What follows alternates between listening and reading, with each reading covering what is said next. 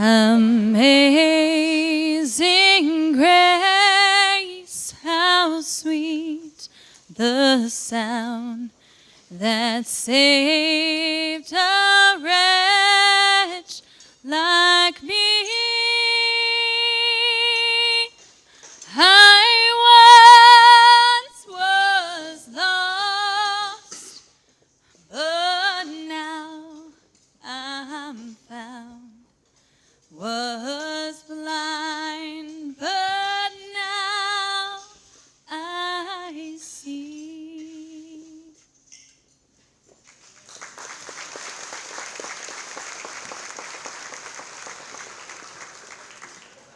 Let's see. Well, yeah, again, wow. Welcome, everyone. My name is, I am the Henderson County Judge Wade McKinney. Thank you so much for being here at the NAMI, Greater Athens, Texas, Breaking the Silence Luncheon. I want to start off by saying a very big thank you to Marilyn Wright, who played such wonderful music for us this morning on the piano, and definitely Miss Jennifer Browning for her rendition here of Amazing Grace. Well, we are very happy that you've joined us here today, and we know that you'll enjoy the speakers who we have discussing various topics of mental health. But there are several housekeeping issues that we must attend to. And I do want to note, please, if you would, silence your cell phones. And I have been told that if we hear a thud every now and then, not to be alarmed, it's just the air conditioning system. So, should all be good. But today we have with us a few distinguished guests that I'd like to recognize. First, we have Michelle Staubach Grimes. We have Dr. David Danley with the Andrews Center. We have Henderson County Sheriff Bodie Hillhouse. We have Lynn Rutland, our CEO of the Andrews Center. And we have Greg Heinch. Is that correct? Yeah. Heinch, as Executive Director of NAMI, Texas. And we have Father Nolan Lowry with the St. Edward's Catholic Church. And we have Pastor Chris Harrison here with the First United Methodist Church. In the audience today, we have some other individuals we'd like to recognize and really show them appreciation for being here. We have Sarah Butler, who is Senator Cornyn's East Texas Regional Director. Sarah, there you are. And we, of course, have Miss Ginger Morton, the NAMI Greater Athens Affiliate Leader. We have Miss Carol Graves, educator for mental health.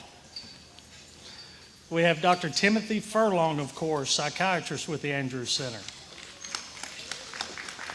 Also, we have some of my compatriots, the Henderson County Commissioner Precinct 1, Wendy Kennebrew Spivey. And we have Henderson County Commissioner Precinct 4, Mark Richardson, with us as well. Also, we have Megan Perez Acosta, which is Congressman Lance Gooden's Chief of Staff. There she is. And here's one I know y'all will all appreciate, and that's Mr. Cody Craig, the District Director for the House District 4, Representative Keith Bell. Where you at, Cody? There you are.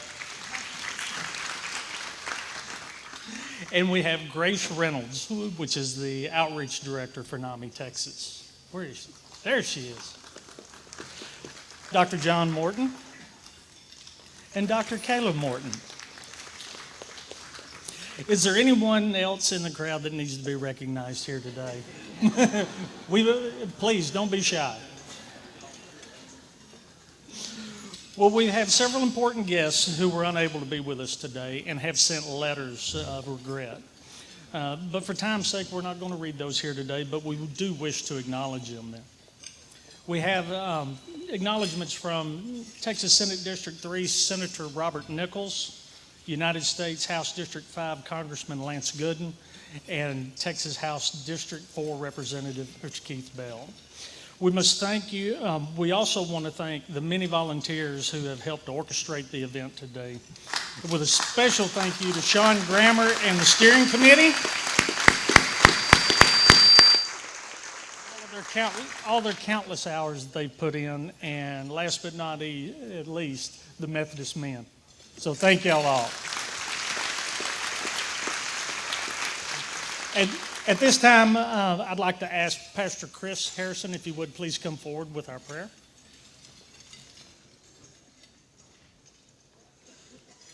Let us pray. God, we've gathered here to give witness to you, to come together to see what you can do when we come together as community with hearts that are burdened and filled with hope. We thank you for those who in our community are striving to lift up and to help all have healthy, fulfilling lives, and that we would become a part of that community that supports and cares. So thank you. Thank you for gathering us in this place.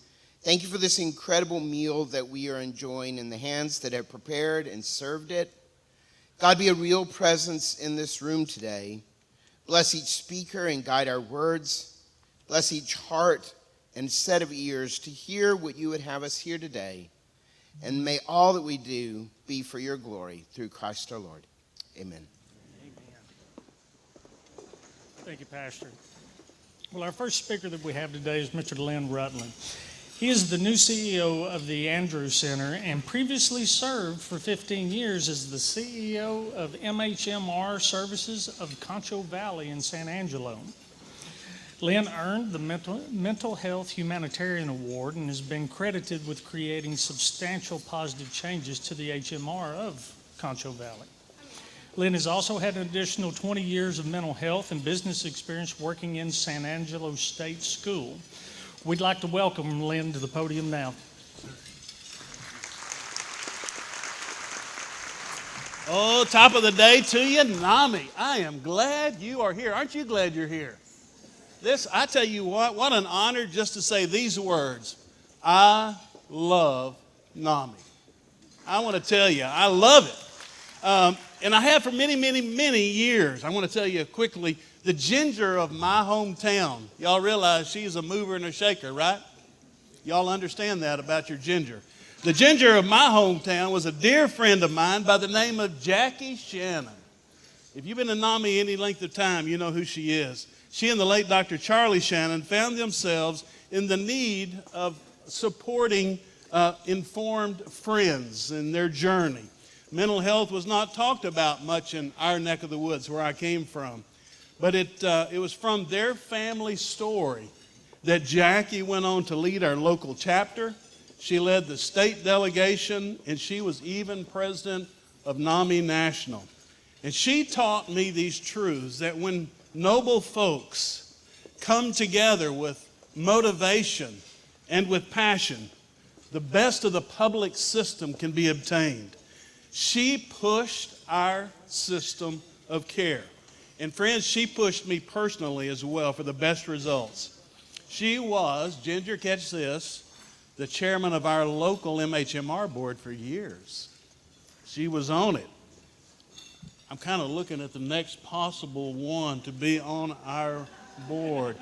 If y'all are all in favor, say amen. Amen. All right, that's what I thought you'd say. Friends, it's the local NAMI chapter that can be your vehicle to better outcomes, better processes, better quality of life for the 2,554, let me say that again, 2,554 of your neighbors that depend on the Andrews Center for support each year. Friends, I'm going to ask you to grab a hold of Ginger's coattails and that of Arliss Andy Jones. Andy, he's your board member for Henderson County. Thank you for your service. We're going to take this ride together to move us to where we all want to be. Because all of you know this, that the Andrews Center has been through seasons of high and seasons of low. Judge McKinney has graciously welcomed me to his chamber. Catch this, in the first 3 months of my encore presentation, retired twice, come back. I've been to his chambers now 3 times in 3 months. If that tells you anything about what I think about how our system is strengthened and supported, it's when your commissioners and your judge and those elected officials, your elected officials, hold us accountable for the work that we are to do in the public trust. So Wade, I want to tell you thank you. In the last couple of minutes that I have left, I got a special treat today. Judge, if you will help me with this. Y'all understand that in the great state of Texas, we got a lot of great things, but we don't have just a whole lot of psychiatrists. Y'all realize that, right? In Texas, 2 out of 3 counties do not even have one resident psychiatrist. Now, let me say that again. 2/3 of our Texas counties don't even have one. Do you realize that you've had a champion here for 27 years? Dr. Furlong, if you would come and receive a certificate of appreciation from the Andrews Center and your friends in this place, we would love to say thank you.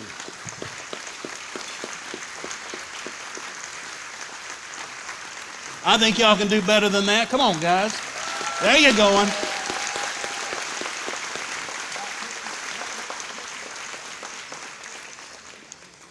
If y'all wonder what his caseload is like, 923 of you saw him last year at least once. That's amazing. You're blessed to have him, his longevity. Those of you who are in his services, you know what a true gentleman he is. And I just want to tell you, Dr. Furlong, thank you on behalf of your community for all that you've done and will continue to do in the years to come. Thank you. Judge? Well, again, thank you, Dr. Furlong, for what you've done, and Lynn, thank you. Our next speaker that we have is Mr. Greg Hanch, here to my left, and he is the Executive Director of NAMI, Texas, and is responsible for providing direction and leadership toward achieving NAMI's Texas mission. He joined the NAMI, Texas in 2012 and is a licensed master-level social worker, and also has a member of his family that has serious mental illness. Greg earned NAMI's Richard T. Greer Advocacy Award for his outstanding leadership and work and his service on behalf of all the people living with mental illness. Please join with me in welcoming to them.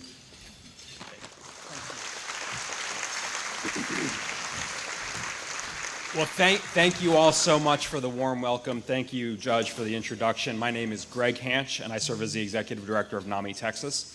One of NAMI, Texas's core purposes is supporting the 27 local NAMI affiliate organizations across the state. The NAMI model relies upon strong partnership on all levels, national, state, and local. NAMI is the nation's largest grassroots mental health organization dedicated to building better lives for the millions of Americans affected by mental health. We advocate for access to services, treatments, supports, and research. We are steadfast in our commitment to raising mental health awareness and building a community of hope for all in need. We offer support groups and education programs for families and individuals living with mental health conditions. In order for this model to work, we need hardworking, passionate volunteers. We need people who are well-connected and well-respected in their communities. We need buy-in on the concept that what sets us apart from other mental health organizations is our lived experience, which informs everything we do in our advocacy, our outreach, and our programming. When Ginger Morton reached out to NAMI, Texas over 2 years ago to express an interest in starting a NAMI affiliate in this community, we were absolutely thrilled. Ginger is everything we look for in local leadership. She and her team hit the ground running right away. They got volunteers trained in NAMI Family to Family. They began outreach to local media. They built a strong presence on social media platforms. And look at where we are now. This is incredible. This all happened in the midst of a pandemic. They did not let them slow them down. They dug in and they innovated by providing virtual support to the community. Now, 2 years later, NAMI Greater Athens, Texas is the newest NAMI affiliate in the state. And Ginger Morton is one of the finest NAMI volunteers in the entire state of Texas. Let's hear it.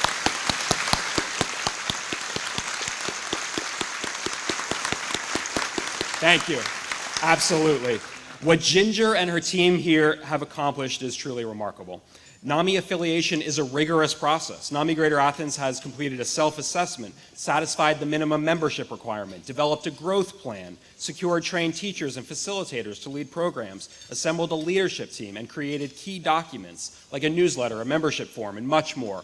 Our outreach coordinator, Grace Reynolds, worked closely with them at every step along the way. Can I have a round of applause for Grace, please? Grace, thank you. I want to congratulate NAMI Greater Athens, Texas on all of their hard work and accomplishments over the last 2 years. It's so critical to have them here in the community. Efforts to address mental health care access are sorely needed. In recent years, Congress and the Texas legislature have made an extraordinary commitment to mental health. Just in the last legislative session, state leadership invested over $500 million in new money to improve access to care. This summer, Congress passed the bipartisan Safer Communities Act with significant leadership from Senator Cornyn and others. This infusion of resources in the mental health system will pay off in many ways. For every $1 invested in behavioral health care, there is a $7 return with increased productivity and reduced health care, criminal justice, and social service costs. Despite the progress that we've made, sizable gaps in the mental health care delivery system remain, and far too many people are not getting the care that they need. Texas has the most severe mental health workforce shortage in the country. We need a pipeline to attract, recruit, and train individuals to work in the mental health care system. We need diversion programming to keep people with mental illness out of the criminal justice system and provide treatment instead. We need early intervention initiatives because the earlier we make an intervention, the better the outcomes will be. We need access to mental health crisis services. The rollout of the 3-digit number for crisis calls, 988, is a watershed moment for our cause. Let's seize the moment and build out a full mental health crisis continuum of care. Tomorrow, September 10th, is World Suicide Prevention Day. There is no better time than the present for Congress to pass the 988 Implementation Act and the Greater Mental Health Access Act to support individuals and families at risk of and affected by suicide. When the Texas legislature comes back next year, we are going to be heard loud and clear on our message that more and better care is needed for all people affected by mental health conditions. Our big moment, thank you. Our big moment next session is the Mental Health Capital Day Rally on February 1st, 2023. Please join us on the south steps of the Texas State Capitol. As people whose lives have been affected by mental illness, we have a responsibility to speak up on the things that matter to us and the people around us. One learning of the civil rights movement of the mid-20th century is that our lives begin to end the day we become silent about things that matter. So we invite you to join up in speaking up and speaking out on what matters. The mental health crisis has become one of the defining civil rights issues of our time. Someday we'll look back at our incarceration and exclusion of people with brain disorders and wonder, how could we have been so callous? Here's how you can become a part of our movement. Empower yourself and the people around you by participating in NAMI Greater Athens, Texas programs and other community mental health resources like the Andrews Center. Join NAMI as a member to show your support for the cause of mental health and to avail yourself of the many benefits of membership. Attend the NAMI Texas Annual Conference and Awards Celebration on November 4th and 5th in Frisco, Texas, north of Dallas. We have 2 world-class keynote speakers, 24 workshops, and many other learning and networking opportunities. It is the event of the year for the mental health community in Texas, and I hope to see you there. Let's act for mental health at every chance we get. Our future depends upon it. Thank you so much, NAMI Greater Athens, Texas, for all you do to support the mental health of your community. Congratulations on this incredible event, and many thanks to all of you for lending your presence and your voice to the cause of mental health. Thank you so much.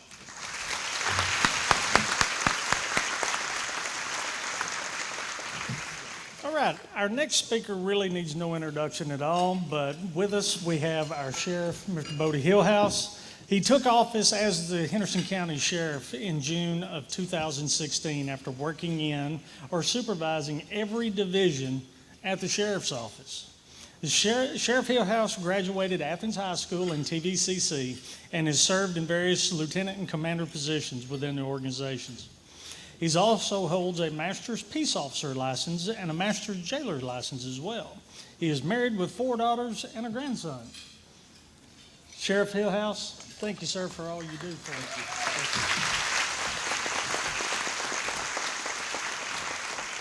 Thank y'all for having me. It's truly an honor to be here and speak on this topic of mental health and what law enforcement is seeing here in just Henderson County, and not just Henderson County, but across the state of Texas. This is a topic that is I'm very passionate about and is very close to my heart. Unfortunately, we are dealing with more and more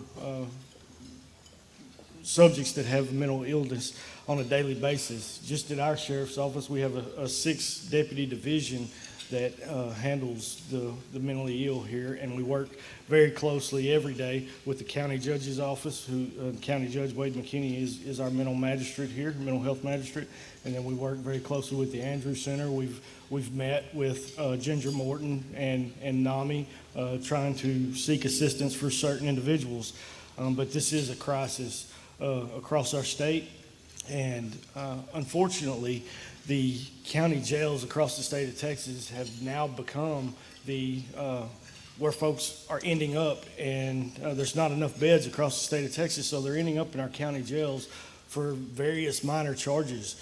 And when you see that happening on a daily basis, your heart goes out to them. They're usually come to jail for like a criminal trespass or a public intoxication, and county jails is not where they belong. They belong in a facility that they can get help with. Our average daily population this year has been 445 individuals incarcerated at the Henderson County Jail. And conservatively, about 40% of those in our jail are going to have some kind of mental health issue. That's 178 individuals of that 445. And the Texas legislature has helped us and has addressed it across the state of Texas, but we need more help. We really are struggling. Back in 2015, I was talking with Sheriff Ray Nutt, who I was his jail administrator at the time, and the rural county jails basically didn't have any type of mental health programs inside their facilities, and I sat there and I've watched the mentally ill come in and out of the jail and watched the detention officers struggle and try to take care of them the way that they need to be taken care of. So I met with Sheriff Nutt, and I'm proud to say we were one of the very first rural counties in the state of Texas to start a mental health program, and we have a mental health professional that comes in and spends 30 hours a week inside our jail facility to help us with these struggles. And when we were able to do that, and we did that before the legislature changed, forcing us to do that, and we saw basically the temperature in the atmosphere inside the jail decrease and relax a little bit, because those individuals knew they had somebody they could talk to, somebody that was truly there to help. It wasn't that the detention officers didn't care, didn't want to help them out, but they just don't have the training and that they needed at the time. And later, the legislature did pass laws and mandate us, and we had to have that when the court actually helped us pay for that program, and it's costing us $72,000 a year, which is a minute number in my opinion, to be able to help these individuals and try to get them the help they need. But unfortunately, when they come to jail and trying to get them the services that they need, a lot of the places we're trying to send them to get them help won't take them because they have criminal charges. Well, once they have criminal charges and we get them on a list to be able to be picked up and get them out, our wait time now is 18 months to 2 years. They're sitting in the county jail. And luckily we do have the mental health professionals that are in there helping us. We lean on the Andrews Center every day, and they're truly there they help us out a lot. But this is just little old Henderson County, but it is statewide. The Sheriff's Association of Texas is a big advocate. We do talk to our legislatures on a yearly basis. We talk to them all the time, and this is one of the main topics that we're going to talk to them about every time the legislature meets. When they want to talk to a sheriff across the state of Texas, the sheriff is going to bring up mental health and what we can do. They have added more beds, or they are working on adding more bed space, which is it's going to help us tremendously. But we have less beds in the state of Texas, in the United States now, than we had in 1962. And we're failing. We need to come together, and I will take any volunteer that has the training to be able to help us at the county level and help us at the county jail. I had a young lady reach out to us just 2 weeks ago, and I've brought her into the jail, and she's just volunteering her time to assist our mental health professionals address our situation there at the jail. But it's truly a crisis that needs to be addressed further. We've got a long way to go, but your sheriffs across the state of Texas are doing everything we can to address the situation, and your legislature is listening to us. Thank you. Y'all have a good day.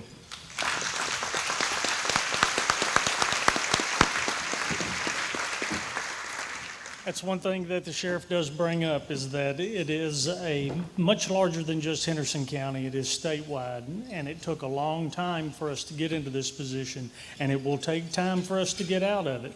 But working together at all levels with your volunteers and these organizations that we have present here with the state and federal governments, we'll come out of it.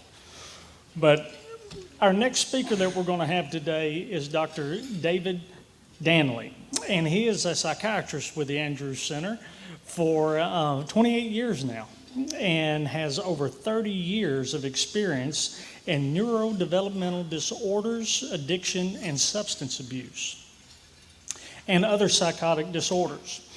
Dr. Danley has been married to his wife Gretchen now for 29 years, and they have 3 children. Thank you for joining us today, Doctor.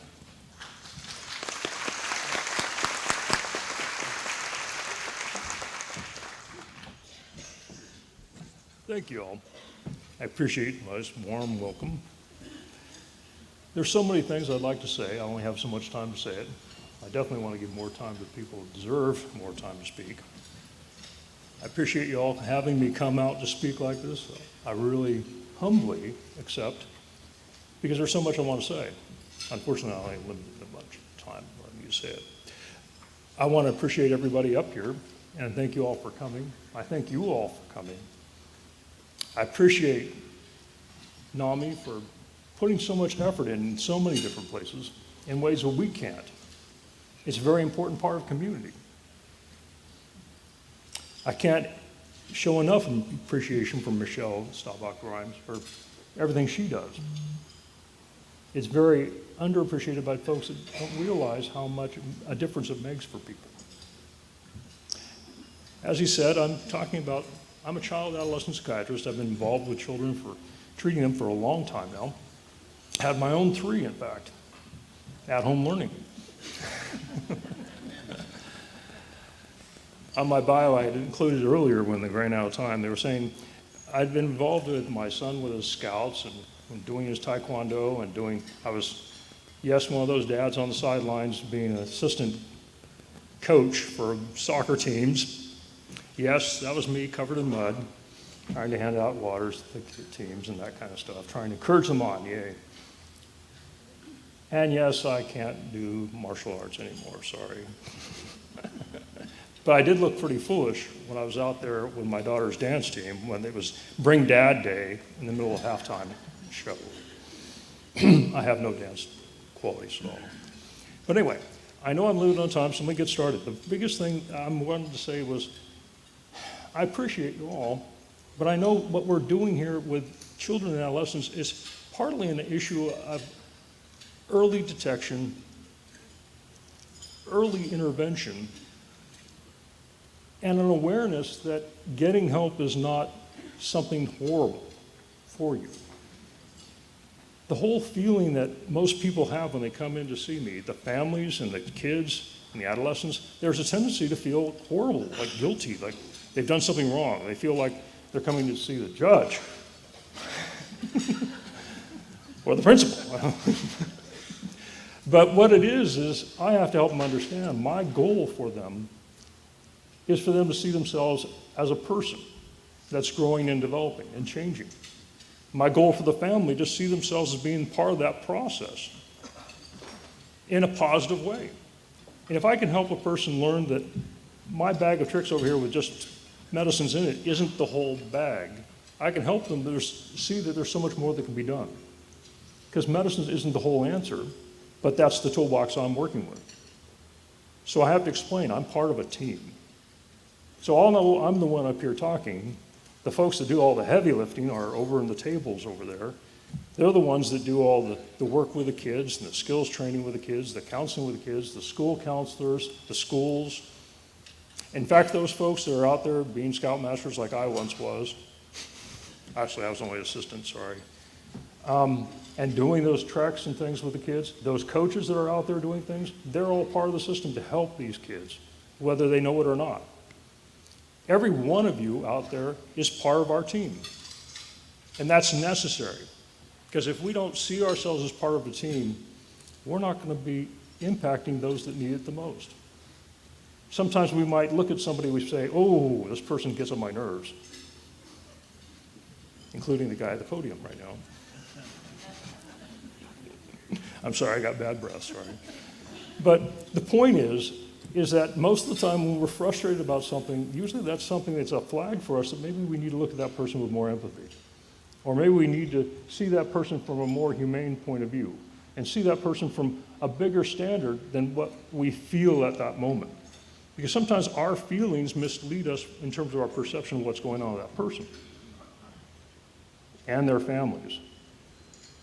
I can't emphasize enough how much modern situation on all the restrictions we have in terms of our health care is stacking up all these charts and things that we have to do, and all these boxes we have to fill out, and all these other things we're supposed to do, and all this extra money we have to put into computer systems, and all these long notes and all this stuff. I'm staying up late trying to get my notes done. I don't know about you, Tim. Are you doing the same thing? Yep. Darn. So there's more restrictions in what we have available for us to do. There's less hospital beds available, there's less treatment programs that we would have liked to be able to use in the past, and more restrictions in order to get to them. You have to do all these other things. Speaking of dance steps, I'm not a dancer. But the point was,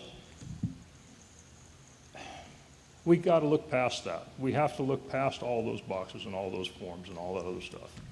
We know that, yeah, Lynn has got a job ahead of him, trying to get the funding and going through all the different, dancing to different drummers, trying to get it all organized. But y'all do too. So what's really important in this whole situation is remembering that people are people, and kids especially need more help than we realize. We have to be careful about how we compartmentalize.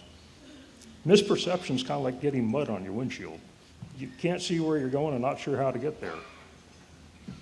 In fact, people who feel really distraught, who are really upset, who are feeling intensely down,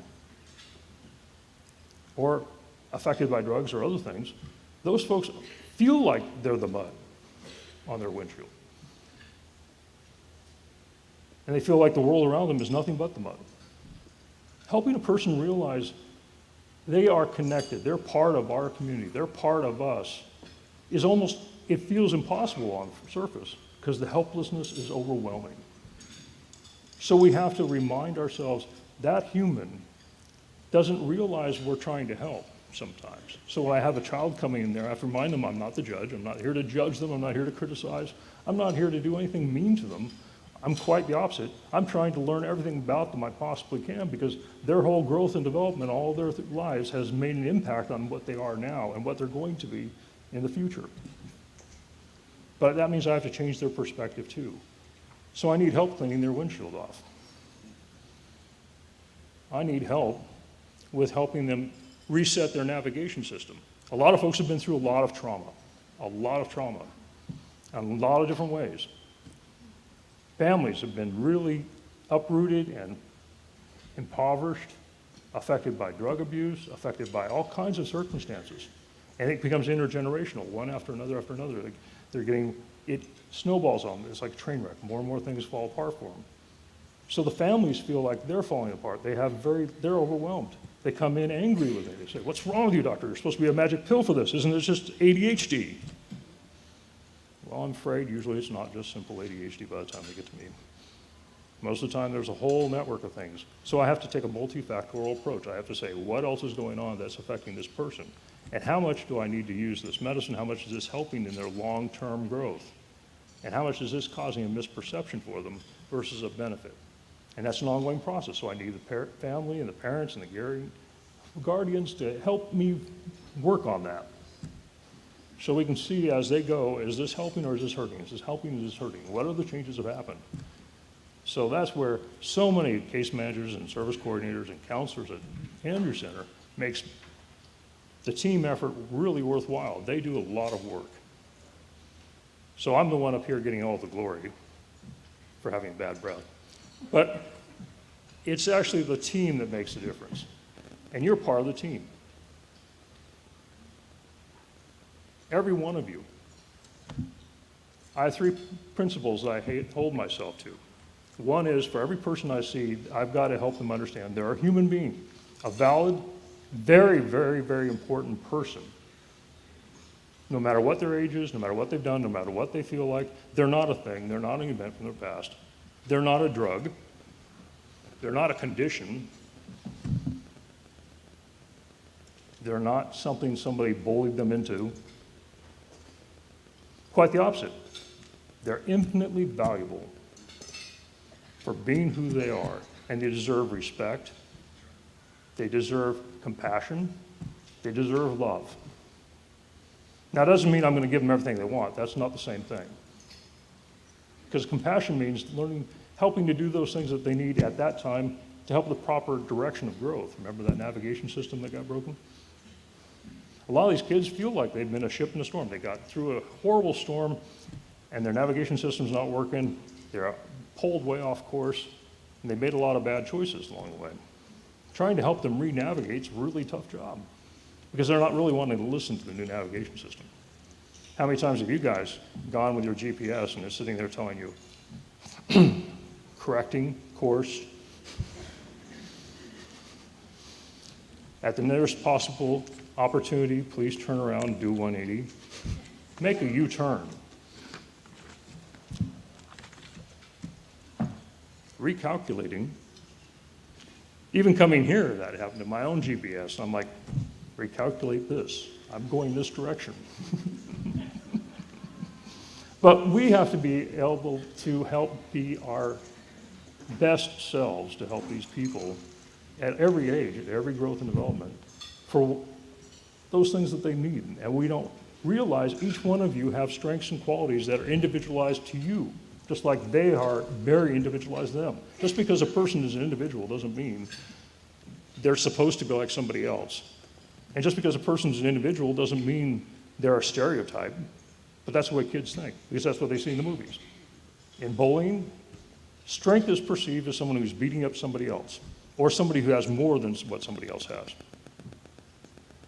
Maybe what we need to do is help teach our kids and our families that really what's more important is those things that God's provided for them within themselves that they don't see.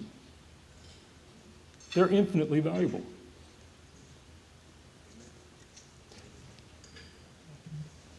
I'm afraid I'm out of time.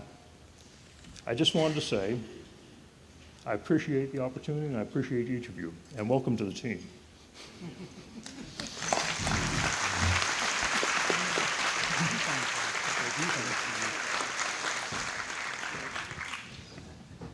You know, the thing that comes to mind is the fact is with the opening stanza of Amazing Grace, I believe that's what the good doctor's getting to, is that mental health, these individuals, that's exactly what they need from a community and a family is grace in its truest definition. So, our next speaker we have with us today is Michelle Staubach Grimes. She's from the Metroplex area and is a mother of 3, a speaker, an advocate, an author, and an attorney. She spent time working closely with the Cystic Fibrosis Foundation Genesis Women's Shelter, Dak Prescott's Law Enforcement Steering Committee, and is on the board of the Innocence Project of Texas, where she also gives of her time with pro bono work as an attorney helping to exonerate the innocent. Michelle is also an author of 2 children's books, Where's Pidge and Pidge Takes the Stage. I'd like to meet Pidge. After her own battles with the depression, Michelle is passionate about sharing her story and erasing the stigma of mental health. Michelle, we say thank you for coming here today. And please, come forward. Tell us all about it.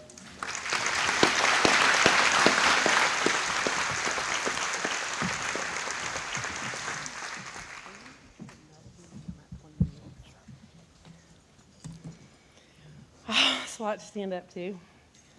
I'm really honored to be here today. I thank everyone here today, especially Ginger for reaching out and asking and caring about hearing my story, and for bringing NAMI to the greater Athens area. You truly are a jewel, and also to NAMI and a lot what you spoke to, Greg, for all that you do for mental health. And to the sheriff, you speak a lot. Now that I'm back into law, I was at the FBI offices last night, and I work with Chief Garcia a lot. And sadly, in Lou Sterrett in Dallas, that's where they're getting mental health. And cities are trying, to create these new where mental health go on the call versus so we're getting there, but we have a long way to go. Pidge, don't let me forget, that's my mom's nickname growing up, so the book was named after her. I realized after I wrote that story, it kind of probably is my inner core story about trying to find myself, maybe growing up. I'm the middle, I'm actually the second oldest, but so my parents are from Ohio, but we came to Dallas in 1969 when I was a year old. And for my dad, for the Cowboys. And I have a sister 2 years older than myself, and then another sister a year younger. And we were born while my dad was serving his time in the Navy. And then there's like a 6-year gap, and then I have another brother and sister. Same parents, they've been married, just had their 57th anniversary. And so I'm kind of like the middle child, I guess, in a way. And I got the mental illness. Like, I got that. But, and I, I want to make sure there's so much, Doctor, that you said that really spoke. I wish you were around when I was 11, because I hated my psychologist. And that's so key, that trust, which I'll speak a little bit to. But I want today, if there's anything to leave with is hope, and that everyone must educate themselves on mental illness. If you can remember that. And I say that whether you suffer or you don't, everyone needs to understand and recognize the symptoms. And this is my story I'll tell today. And I'm not an expert, and everyone's, so that's, I leave that to the doctors, and I will talk about going through ECT, but I don't like to talk about specific medications or treatments like that, because like you said, that's everyone, it's unique. Do you need a medication? Do you not? And that's left up to the experts. And I think people can get too much on a roll of, take this and that's, shoot, you have no idea. I mean, we have no idea. You do. So, but everyone's story and situation is very specific to them. And so you've heard a lot. And then, so what I'm going to tell you is kind of what my story and what's brought me here today, where I am today at a healthy state. And what I realize and have come, it's taken a while, but because you do grow up and you go through phases, and it's kind of all about me, right, in college, and not really get a little selfish at times, but life is, right, we all suffer. I mean, it's inevitable. Suffering is inevitable. The Book of Joy I just read, which is fascinating, if anyone, it's the Dalai Lama and Desmond Tutu came together for a week. And the point of the book was, how do we still have joy in a world of inevitable suffering? I think I'm driving out here, it's nice, it's pretty, and people are being murdered in Ukraine. And I can go down a rabbit hole of depression on that. But that does nobody any good because I can't solve Ukraine. But I can help, with South Dallas. And that's one of the things I'm doing with Dak Prescott's foundation. But so I really have come to terms with that. My lifelong struggle with mental illness, I really think is a gift from God. It's really made me a better person, more empathetic, accepting of others, open to others' opinions and lifestyles, which might be different than mine. And as we know, life is a journey, and we're continually growing, and I still have a lot to learn. I like to state why I speak out publicly. And it kind of just came about, it wasn't that I hid my struggles, but I really didn't know, back then what I was going through. And I did a social media post after 2017, which I'll tell you about that summer, about just, it's okay, this is the face of someone with mental illness. Well, we know some people look at social media, and then there's a whole generation that doesn't, right? So a reporter reached out to me and then wrote a story, and I agreed to do it for the Dallas Morning News. So that opened a whole the world that doesn't look at social media, which would include like my parents.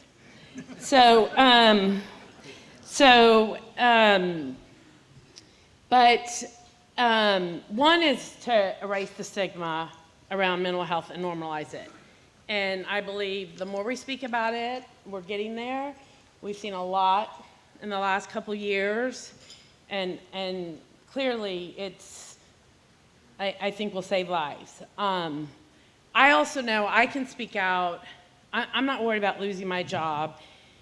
And I realize that some people are afraid to speak out. They are. They may lose their job. And so I can understand why some people can't speak out. I've had the financial means to get services. I live in Dallas. I live down the street from UT Southwestern, where I did my ECT. I've been able to access great psychiatrists in Dallas. I'm not in a county that doesn't have a psychiatrist. I have a loving family that has always supported me. And then I do talk about my symptoms just because I think that's important, because I realized when I was a child, if I had heard someone say they did these, which I'll get into, like OCD is one of my issues, then I would have been like, oh, I'm not the only one that does that. So I think that's important. But I really think it's about being authentic and vulnerable, and that's how we connect as humans, right? By sharing our stories. We're all imperfect, and we all have our struggles, some more than others, and I strongly believe that, we're needling away at the state, but we're not there yet. But I also look at, if you take away like my financial means, that not worry of a job, family, I'd be alone.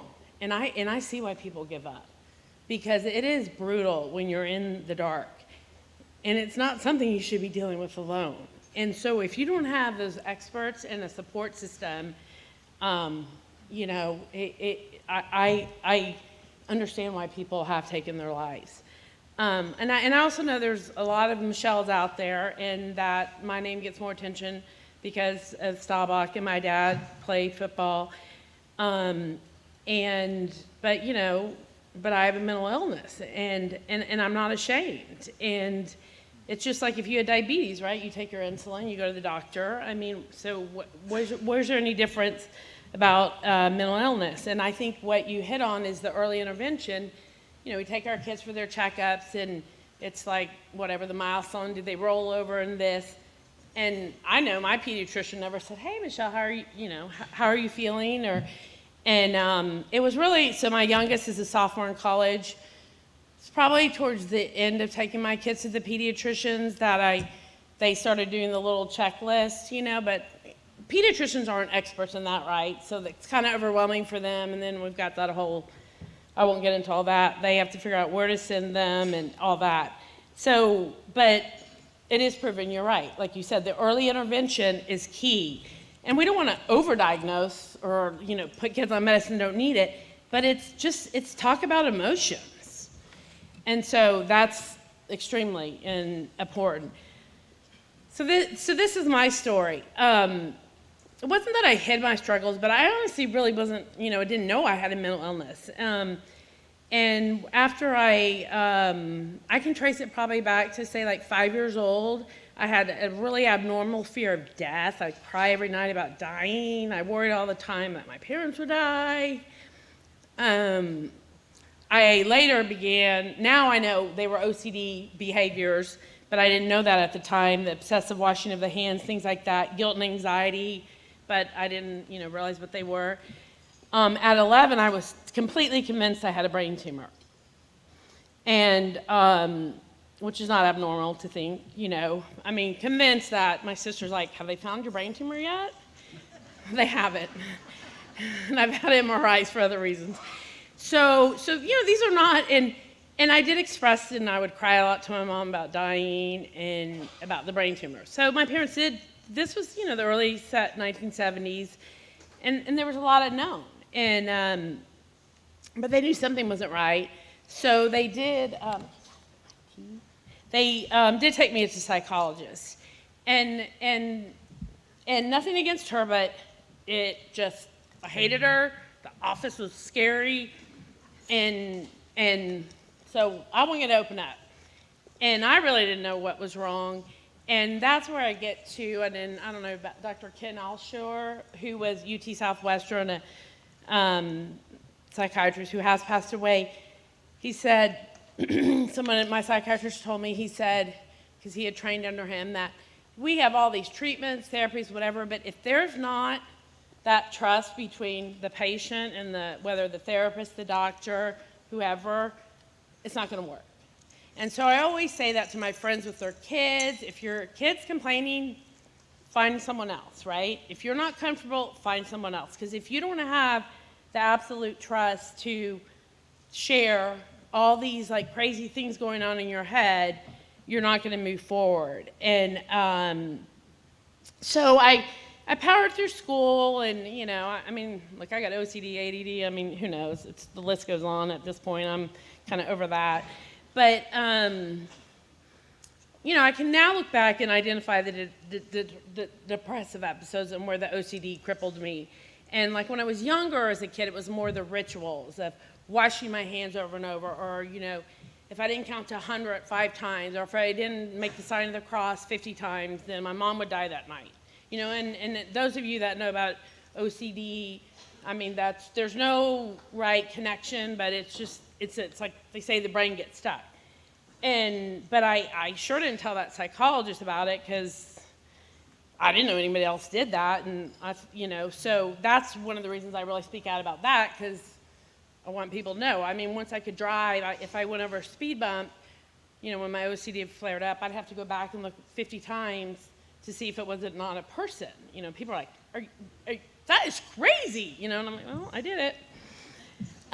So anyhow, and then I went to school in Washington, D.C. for undergrad in law, and so, and I really never, and I didn't really know what I was dealing with, and powered through, and, I didn't tell my parents, because I really didn't know that I was really, that's what I had, and was able to get through. People say, how'd you get through law school?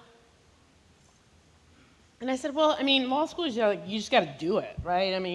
You just do it. And I did what I had to do, to get through it.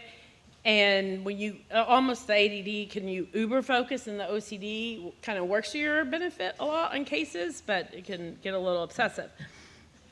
So move forward, then I was practicing, I was back, so I did move back to Dallas, I was practicing law, and I was on a trip back when they had like bookstores and malls, and I was in the self-help section, of course, and I came across a book called The Brain Lock. It was by Jeffrey Schwartz. He's a psychiatrist in California.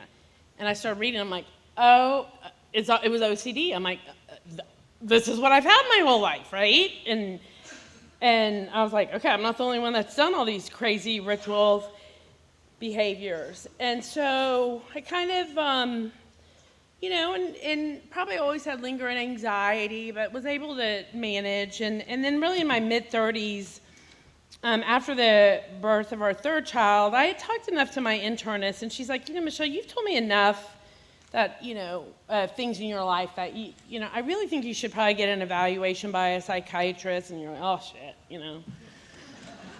You know, people that go in the psychiatrist's office and they're like, you know, like they're so afraid they're going to know somebody. You know. Now I'm like, hey, what's up, you know. So, and so I did, and, you know, he evaluated me, and he's really, and I was at a good, okay time in my life, so he can just really base the diagnosis based on what I'm telling him, general anxiety. And, then I did fall into my late 30s into a depressive episode, and that's the first time, so I was seeing that psychiatrist, but as you know, some psychiatrists do talk therapy and psychiatry and meds, and some just do the meds, and then you just see the nurse practitioner, and then you have to go separate and see a psychologist. And so that's how he works. So I did talk therapy, and then I would go, you know, check the box there to see, and there is really still no getting around the trial and error of medications right now. The goal, which I'll speak a little bit about, which hopefully we can get that narrowed down, but there, you know, it's trial and error to an extent. And,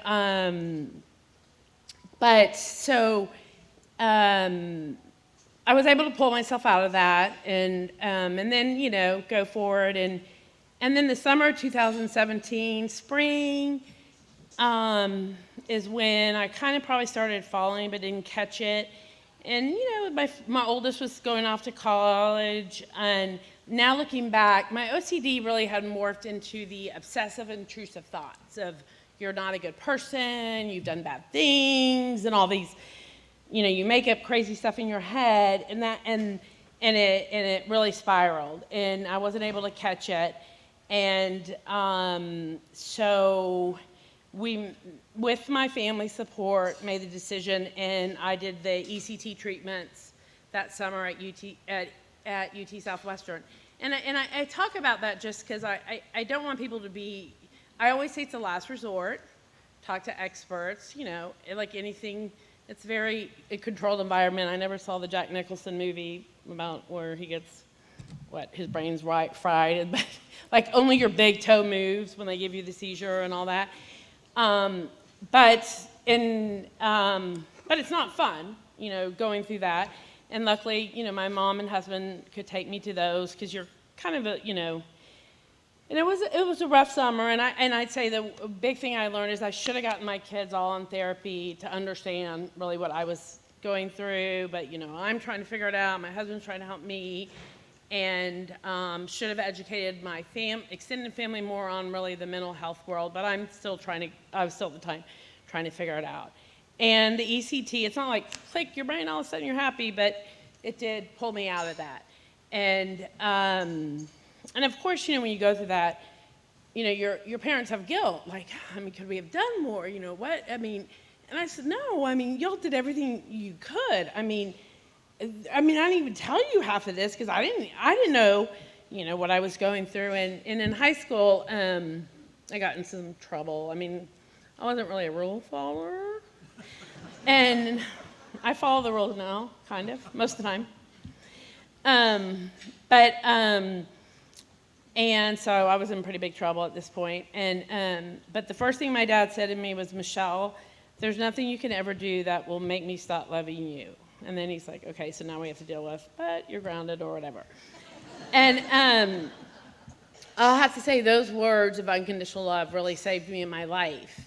I always knew I could go home to my parents. I knew, I've been lucky never to really have suicidal ideation, and I knew that I was loved, and that's huge. And so I think that those words kind of always even stayed with me in college and law school when I went through some tough times. But like say in law school when I got like bone thin and like my boyfriend's like, God, what's wrong with you? But that, again, like, right, they didn't know the signs of mental health to say, wait, okay, so maybe something's wrong. So that's why I say it's so important to know all these. So when you recognize a friend's isolating or a family member, you know, their weight, things like that, know so you can ask, like, hey, are you okay? You have to have those questions, you know. If you have a child suffering, ask them. Have you thought about suicide? I mean, you know, everyone, you know, tries to stay away from that. But so that's kind of a nutshell of where I came about. And really, I'll have to give my doctor in my late 40s the credit of finally made sense of that brain tumor obsession. He said, you know, Michelle, when I told him that, he goes, it makes sense. Your brain hurt, and you didn't know how to communicate. Like, something is not working here, you know? And I'm like, oh, well, thank you. Check off my list. Finally, somebody made sense of that. So far, I don't have a brain tumor. So anyhow, when I was given an interview, and, you know, I try to be very careful, just my story, but, you know, I said 2 years ago, I gave another to the Sports Illustrated, and I talked to my psychiatrist then, and I said, look, just tell me, where were we in the 70s? Where are we today's mental health? And, like, you know, come on. I mean, like, how far have we come? He's like, well, you know, we've come, but not, I mean, we still got a long way to go. And he really explained it. He said, you know, when one is depressed, they do two things, right? You filter out all joy in your life, and then people are like, well, I mean, what, can't you have fun? I mean, can you not go on the boat? Like, you not, and so then you're guilted on top of that, like you said, and so it's, you're not feeling connected, and so you know, you have to work to get out of that. And then he said, you know, Michelle, the brain is so complicated. I mean, you're studying it at the medical science level of like, what do we start with? X neurons and million neuron, whatever, and all those connections. And then he said, also, then you have to study at the philosophical level of how we view ourselves and how we view others. And so, and you know, we're treating the brain, but you don't do heart surgery without x-raying the heart, right? You know, so it's very complicated. I mean, and he said, you know, ultimately the goal would be that we, with DNA, genealogy, you know, can figure out certain, you know, things, treatments, that would be ultimately goal, work for certain people. And like he explained to me is like ECT, they quite frankly don't know why it works. I mean, they give you a seizure and shock your brain. I mean, it sounds kind of crazy. And, but he said it's not that uncommon just in medicine in general, like not to know why certain treatments even work for cancer, right? So, but, you know, luckily, you know, hopefully ECT can get phased out with magnetic, you know, and all, you know, there's a lot, TMS, new therapies. But, so I kind of end with, like, what I do today really to stay healthy. And a lot of it is gratitude, my faith, family and friends, you know, cognitive behavior type therapy techniques I've learned.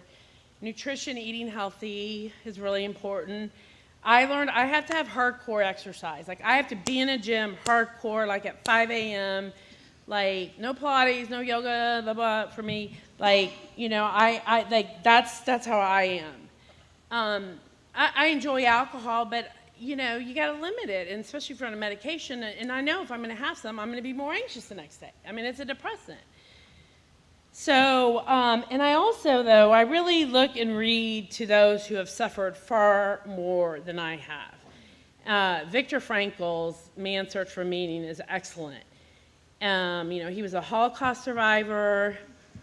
And he was actually a psychiatrist, so he was in there. And if you go back and read it, he really nailed it. He even talks about OCD, but doesn't use the terms. I'm like, how do we miss that? Like, how did that psychologist not know about it then? But she probably did it. But so, you know, and he talks about giving meaning to suffering.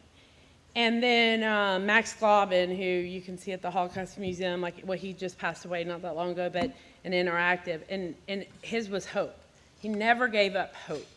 And even though he lost all his family, he said he never. And then, like I mentioned, the Book of Joy, they talk about how, you know, and it's not, because look, you know, Dalai Lama, I mean, there are different religions, Desmond Tutu, but we're 7 billion beings on this earth, you know, and we're all equal, and it's not like, oh, be happy, but this like inner joy to find in yourself, and that, you know, it's okay to have that. You know, if you watch the news, you got to be careful, or you know, for me, then I can go down a hole of why should I even have a good life, because people are being, you know, murdered every day over here. I read a lot of Brene Brown just because she's real great about the human connection and sharing stories, and that's how we connect. Winston Churchill, I mean, he just had the quote, when you're in hell, keep walking. And that's a lot of what it is when you're in that period, is just to keep going. So I leave today, I hope with that, the big thing is that there is always hope, that to keep fighting, the light at the end of the tunnel, that suffering doesn't last forever, that we can't avoid suffering, but we can help control how we respond to it. And once we understand that, you know, you sit with it. You sit with the suffering. You let it, you know, and you get help, but accept it. And, you know, I mean, that's life. And then also, it's so key is, I think, and this is where we're getting, everyone should be educated on mental health, because let's be honest, if you're in high school and you don't want to walk into the counseling department because then everyone sees you go. But it's like my brother-in-law's a coach at a boys' high school in Dallas, and he's real relatable. Like, you know what? He's the one that's going to pick up on a kid. And I said, you know, he's going to notice when a kid's off, and that kid may say something to him. And so I think if everybody is educated and then they're looking out, you know, then you realize when something's off with someone, and then you might say, hey, you know, and reach out to them. And then, I mean, you know, it could be you're the piano teacher, who knows? I mean, it can be anybody. And then, you know, people always say, are you worried? Are you never be cured of it? No, I'm not concerned about being cured of it. I mean, I don't know if there's ever really a, per se, cure. But you learn to manage it. And the big thing is you learn the tools so you can live a fulfilling, happy life. And I think what you get at, the big thing is, now if we really can intervene, like if I really had addressed it really young and they knew what was going on then, it probably could have helped prevent later, you know, progressing further. But again, it was just that time and people didn't know. So I think that is very key. And we're moving that way, but we have a long way to go. And so that's really my story and why I'm really passionate about it. And thank you, everybody, for all that you're doing. So.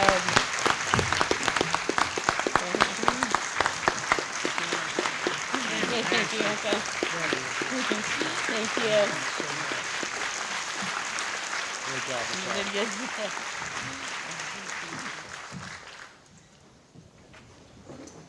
Well, Michelle, thank you very much for your story.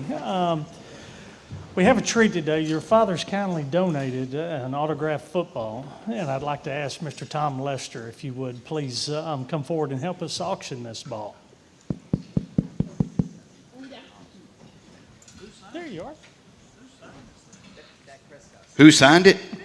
I don't think it was Dak. I could be wrong. How are y'all doing today? Dak's a little busy. Good. What do we have here? So, yes, it's signed by my dad. Signed by my dad. Signed by your dad. That's awesome. Anybody remember this guy?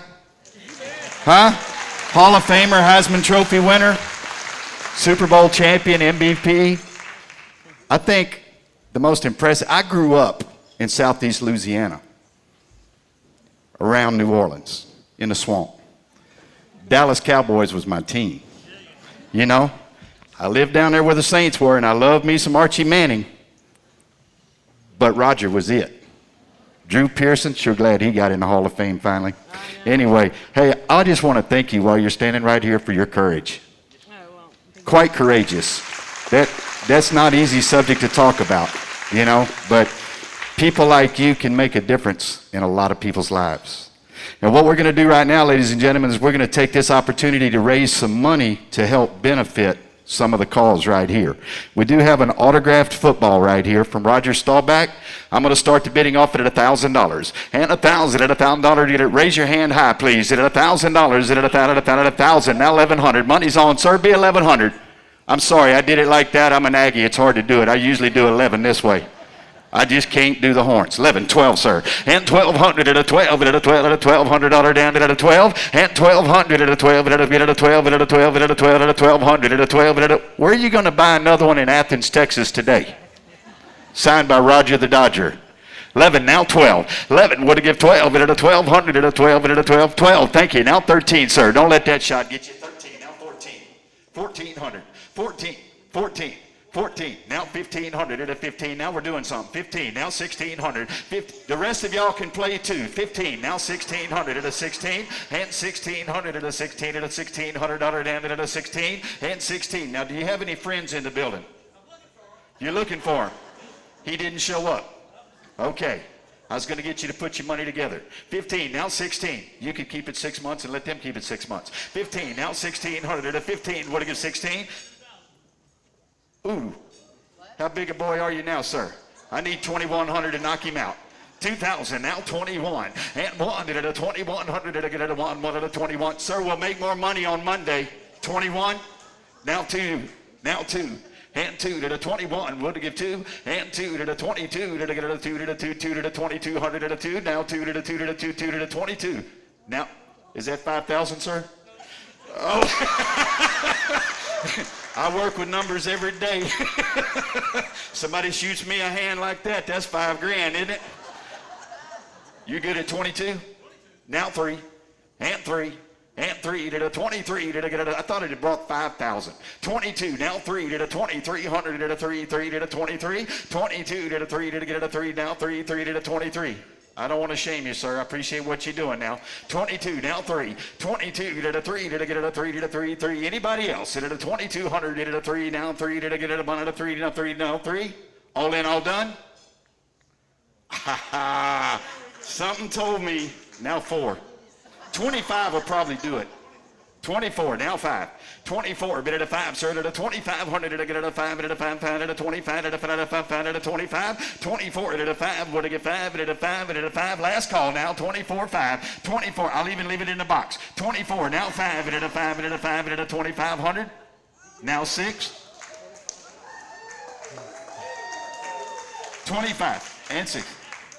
Anybody want half a football? He's looking for partners now. 25, 2,600. I don't care how we do it. And at a 25 and 6, and at a 2,600 and a 26. All in. Wait.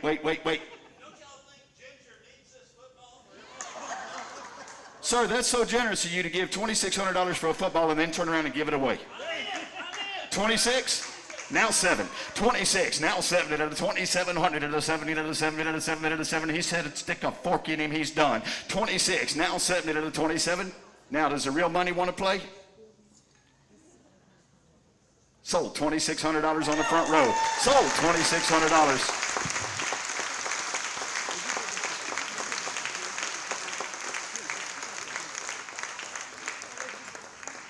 Ladies and gentlemen, y'all been a pleasure to call bids to today. Thank you so much for your attendance, and God bless each and every one of you for what you're doing. What? We got another one? Sir, is your $2,500 still good? I got another one. Surprise, surprise, surprise. Remember Gomer Pyle? 24, 5, 25, and at a 5, and at a 25. Now 6, I got the dough. 25, 26, we call that doubling down in my business. 25, now 6, you did a 600, and a 2600, you did a 26, 26, 25, and 6, you did a 6, you did a 6, you did a 6, you did a 6, all in, all done, I have sold $2,500. Sold $2,500, thank you. Again, y'all been a pleasure to do business with, guys. Thank you so much, and again, God bless each and every one of you for what y'all are here supporting. I think it's a great deal. Thank you. Well, again, y'all, it has been wonderful. We have I want to kind of say something here to the gentleman that just got up, Mr. Andy Jones. Mr. Jones represents Henderson County on the board of the Andrews Center. And in an age and a time when volunteerism is down and individuals are not really stepping forward to assist like they used to, Andy, I want to publicly thank you for your involvement with the Andrews Center and representing Henderson County, and thank you for the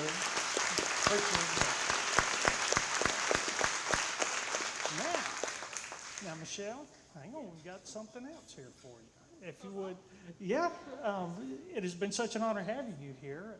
We've got Miss Ginger has got something for you. Come right up here.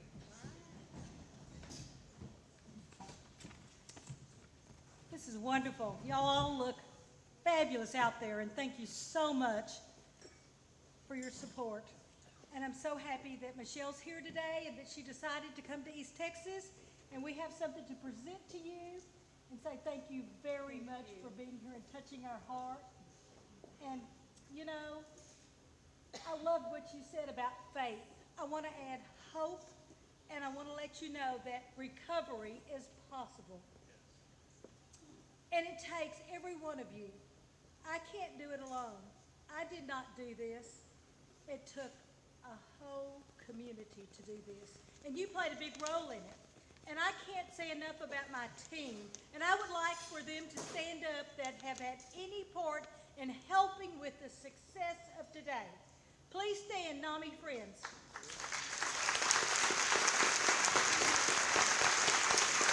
Don't be shy. Stand up.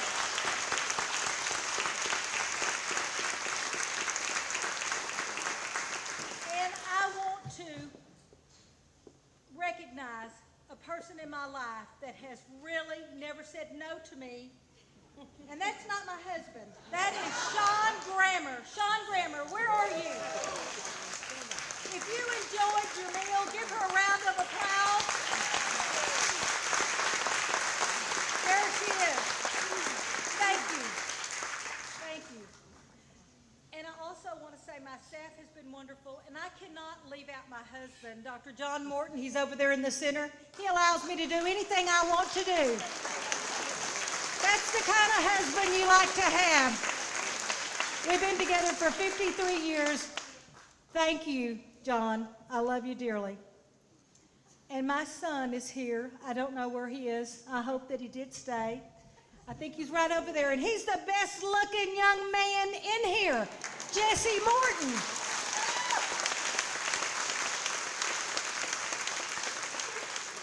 And he's really the smartest. There's not many things that he can't do, but he is my passion, and I know you have a passion. Thank you from the bottom of my heart and from NAMI's heart. And let's give a round of applause to these great speakers. I'm just so pleased at every one of you that have talked today, and I hope you've learned something. And I'm just, you don't know, but I have talked to Greg quite a bit, but not in person. And you know, he's pretty good looking. He's young. He doesn't look like anything on, you know, when we do our virtual, well, our Zoom. It's Zoom now. And Grace, today was the first day that I met Grace. They believed in me. And I want to say thank you for all your support because she gives me the guidance. Thank you so much, everyone. And have a great day. We're not quite done yet, Mr. Ginger. Okay. And don't go too far. My name is Jennifer Browning. I have been blessed to work alongside Ginger a little bit, bringing NAMI here. And on behalf of the steering committee and her staff, we'd like to present her with a bouquet of flowers and say thank you so much for bringing this program and its awareness to Athens. We, as a community, thank you so much.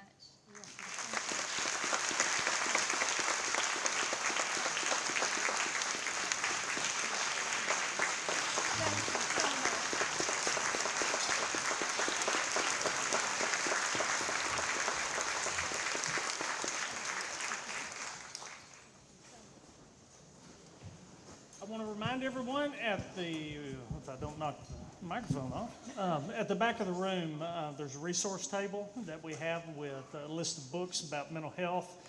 And Michelle, who has written the two, as we mentioned before, back there and has kindly donated those for us. And I'd like to say again, as we just said, a special thank you to Ginger Morton for bringing this here. Thank you all for coming today. Please take the materials on the table, if you would. And also make sure you enjoy the cookies that they have as you go to leave today. Thank you so much for being here. It is, mental health is the issue of our time right now. So again, thank you all. Oh, I'm so sorry. Father Lowry, would you please come forward? And this is what happens when I get off script. I would not miss the opportunity to give benediction in a Methodist church.